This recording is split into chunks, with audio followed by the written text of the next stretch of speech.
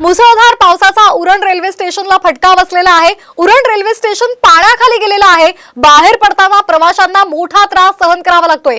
पहिल्याच पावसामध्ये Uran railway station पाण्याखाली गेलेलं आहे। आताची महत्त्वाची बातमी, आज राज्यभरात अनेक ठिकाणी दमदार पाऊस होतोय आणि या मुसळधार पावसाचा उरण रेल्वे स्टेशनला फटका बसलेला आहे। ही दृश्य आपण पाहतोय साम टीव्हीच्या माध्यमातून। प्रवाशांना मोठी कसरत करावी लागते। पूर्णपणे पाणी तुंबलेलं आहे आणि यातूनच आता हे प्रवासी निघालेले आहेत।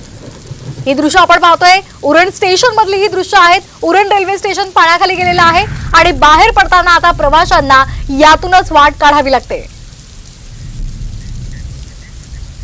या संदर्भात अधिक माहिती घेऊयात आमचे प्रतिनिधी सिद्धेश म्हात्रे यांच्याकडून। सिद्धेश, का अधिकचे अपडेट्स आहेत? पाणी आता साचलेलं आहे, प्रवाशांना त्रास सहन करावा लागतोय। हे पाणी बाहेर काढण्यासाठी काही उपाययोजना करण्यात आल्यात का? जोरदार पावसाला सुरुवात झालेली आहे। सकाळपासून देखील मुसळधार पाऊस जो आहे तो संपूर्ण नवी मुंबई उरण पालघर या भागात पडत आहे आणि उरण रेल्वे स्टेशनचा जो अंतर्गत मार्ग आहे जो स्टेशनकडे जातो त्या ठिकाणी मोठ्या प्रमाणावरती पाणी साचलेलं पाहायला मिळत आहे। तो खालचा मार्ग असल्या कारणाने त्या ठिकाणी पाणी आहे, मात्र कुठलीही प्रशासनाने उपाययोजना केली नसताना हे पाणी तिथे साचून राहिलेलं आपल्याला पाहायला मिळते। या ठिकाणी मोटर लावण्याची आवश्यकता होती, मात्र ते देखील लावलं नाही आणि त्याचमुळे ही जी प्रवाशांना मोठा मनस्ताप आहे तो सहन करावा लागत आहे। आता सिडको प्रशासनातर्फे मोटर लावण्याचे काम जे आहे ते हाती घेण्यात येते आणि हे पाणी काढण्याचं जे काम आहे त्याला देखील आता सुरुवात झालेली असल्याची माहिती जी आहे ती समोर येत आहे।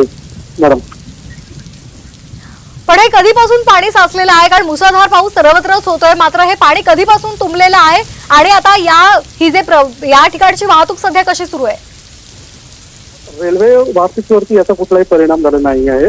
जो अंडरलाईन मार्ग आहे रेल्वे स्टेशन मधून प्रवाशांना बाहेर निघण्याचा, त्या मार्गावरती हे जे पाणी आहे ते साचलेलं आहे आणि ते पाणी सकाळपासूनच मुसळधार पाऊस होता आणि त्यामुळे हळूहळू साचण्यास सुरुवात झाली होती।